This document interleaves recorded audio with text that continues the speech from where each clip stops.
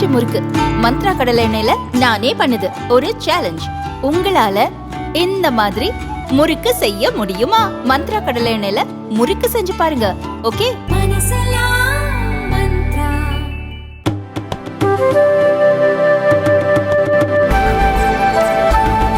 விழுப்புரம் மாவட்டம் அரசூரில் பாலம் கட்டும் பணிக்காக பள்ளம் தோண்டும் போது அதிக அளவில் ஈமத்தாழிகள் கண்டெடுக்கப்பட்டன.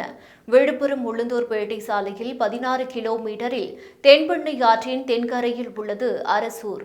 இங்கு பாலம் அமைக்கும் பணிக்காக பொக்லைன் மூலம் பள்ளம் தோண்டப்பட்டது.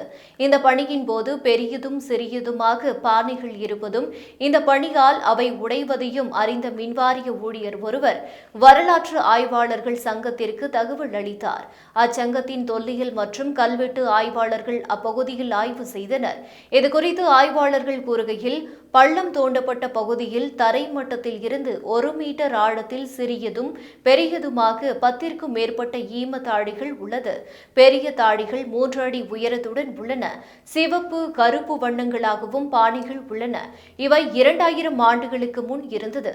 அதனால் இந்த பகுதியில் இறந்த மனிதர்களை ஈமத்தாழிகள் வைத்து புதைத்திருக்கலாம். சடலங்களுக்காக சிறு பானைகளும் அவற்றில் வைத்து புதைத்திருக்கலாம்.